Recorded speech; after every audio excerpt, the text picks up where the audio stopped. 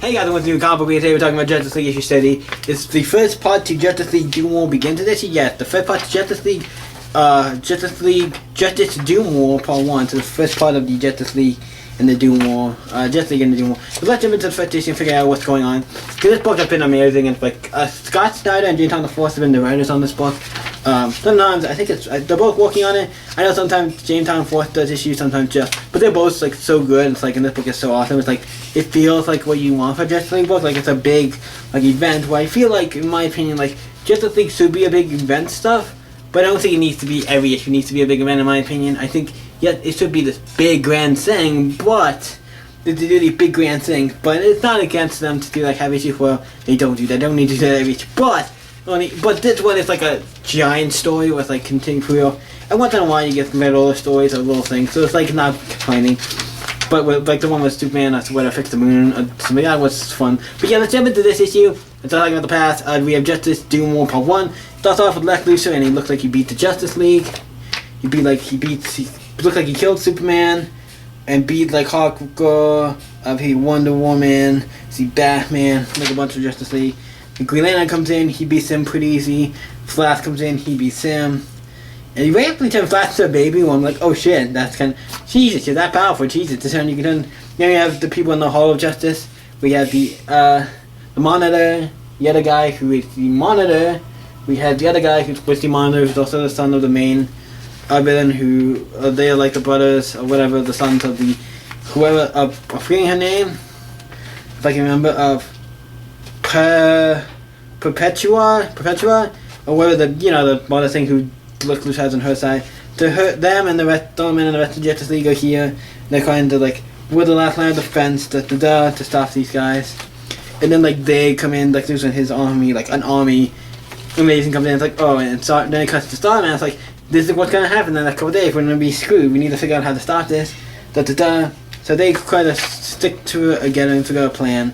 But first thing, obviously, you don't know. He's not telling it just to the Justice League and like the team. He's telling it to every superhero in the DC universe. And I don't consider yourself deputized as of this moment. You are all members of the Justice League. Now get ready for war. So when you're talking about who's a member of the Justice League, I think the count went up. Like if you did a video of every single member of the Justice League, the count just went up probably by like 100. Because if we look at this page, I can see tons of characters here who've never been on the Justice League. For example, I want to make a mention of it because this is a cool thing. Like, we have so many characters and now we can say, basically I want any superhero now in the Justice League member. Avengers is like, I want everybody to be an Avenger. Not everybody, but almost. This one technically you could say, like, technically I guess with the initiative stuff you could say that too. But in this series, I'm just going to go off the characters who I know from this first page who have never been on the Justice League. Supergirl's never been really... Damian's never been on the Justice League. Batwoman, Batgirl, what do we call it? Beast Boy's never been on the Justice League. I see Kid Flash, the new Wally West. He's not really technically been on the team, so I would say him. Raven's not been on the team. Yet Miss Marvel has never been on the team. I'm looking who else. Supergirl, technically I don't think has been on any team. We have Raven, who I don't think has been on any team, so that's great.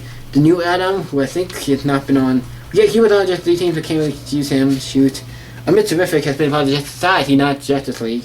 I think ever. He's always like kind of worked with them, but never been like he's an actual member, so that's cool. We have Donna Troy, who I don't know if he's ever been on. I feel like he has, but it could have been a Titan team I'm thinking of. We have looks like the new female like Steel, where that is. I don't think he's been on a team. The new some other characters, I'm like, yeah. So we get some cool characters who've never been on a Justice League team before. So like, but technically now everybody can be Avengers because if Robin, everybody's here, like every hero's here in the universe to fight this thing. So they have a plan, and he starts talking about like the Speed Force, the emotional spectrum, the fear of the gods, the life force, all these different things, and like how we're gonna beat this guy. And then he talks about how the villains have their own kind of thing, same things. Like I have a plan of how we're gonna beat this guy. We have this staff, the Starman staff. I'm like, hey, that's Stargirl staff. How does he fight? He basically took out the table. That's like a weapon of choice. Like that. You take that, Stargirl doesn't really is not really character without that, so I'm like, is Stargirl even like hero anymore? I don't know if he is, but I think that you just took her out of the equation if not. That was a plan. So the plan is, like obviously Hawker wants to go after Luthor and stuff, and they're going to stop her and stuff. Like, no, where's the record? I'm not saying going after Luthor is not a bad deal, or at least knowing where he is, but trying just to go after him right now I think is a stupid move. I'm not saying it's a stupid move, but it's like you need to have a plan. Because he's pretty much in power right now, so he's pretty in the deal. Then they cut to, so they stop him for a little bit. And they cut back to Lex Luthor and Polaris, or I forgot her name. Paparis? I can't never say her name right, but you know, the big villain who Lex Luthor went and got and now has under his team. And then you have all the villains who like he helped, and now they're under her team. I'm like, okay, cool. So he took a bunch of villains I knew throughout the comics and gave them like powers of special things to make them special. Cause I see Mr. Freeze there, who I think that's Mr. Freeze. It looked like maybe Mr. Freeze, like Black Adam. 20 cares. I'm like, I don't think we've seen yet. It's on the other book, but like this is cool. I see a bunch of cool stuff. I know the Riddler just got something, and also the only two characters seem weird. Cause one, in the front here we have two characters I'm actually curious about, like how did they get rolled into? Because all the characters, I'm like, yeah, all the characters make sense. In the front, there's a couple characters who don't make as much sense. Cause we have like that's right there. It looks like Catwoman.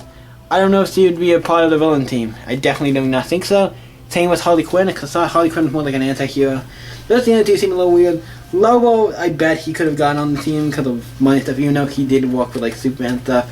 And Deathstroke is obviously most of these guys are like, yeah, I can see why. Those the only two I'm like, I don't. If that's Catwoman, I'm like, that's kind of a little weird, because see, I guess he does have her own book, so Catwoman does have her own book, I think, out now, so maybe that's the villain from her book. Somebody's like an apostle Catwoman or somebody, or a different person, but same with the one who looks like Harley Quinn.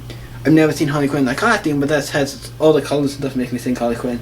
It's probably a newer Harley Quinn or another character from her book. Like I said, I've not read her book or Catwoman book, I'm just saying that's what the characters look like with new powers and stuff, but I don't know. So like I said, I'm not going to be in the book, so I wouldn't be able to know. But they talk about their plan on what they're going to do, so we like, they're trying to get the answer. We have one team who's going to go, here's the plan, we'll jump into it, because that's like, so one team, the two Anti-Monitor, not the Anti-Monitor, the other two, the Monitor and the other guy, plus with like, I think it's Hawkgirl, Mara, maybe Little Starro, the other guy, Shaw, whoever the other kid guy is, the kid of like John Stewart and Green Lantern, they're going to go, and they're going to go find the Anti-Monitor.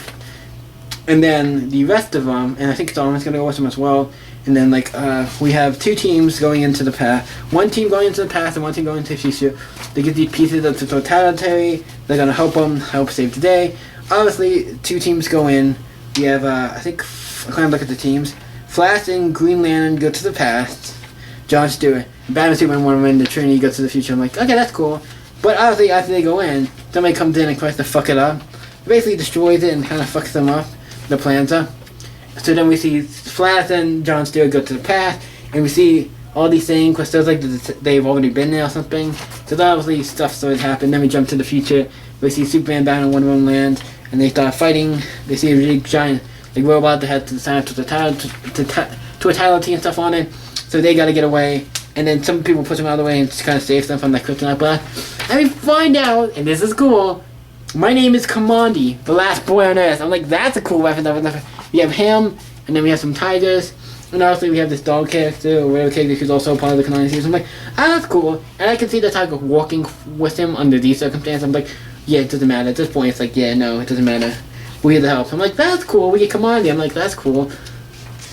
Kamandi's the character that's weird. I'm like, he references, like, he feels like he's a part of the DC, but also, like, if he's in the future, I saw weird, because we have the Legion of Superheroes, and then we have Kamandi. I'm like, how does that work? And I feel like we can't have both, because that's the thing weird. We have, like, this, at one point after the Legion of Superheroes, like, Kamandi so far into the future that I would never get to it. I don't know, so he's a cool character, and I like him, but I'm, like, always, like, sort of, like, how does that work when we have, like, stuff like Legion of Superheroes, what's supposed to be the future? Then what are you? Are you, like, the future? Or Kamandi, like, in between? I don't know how that would work. I know you can't be. But what I'm going to say is, Kamandi is cool to see him in this, so I'm like, that's cool. And the book is really kind to take everybody. Then come back to Flash and, Flash and Green Lantern, Josh Stewart.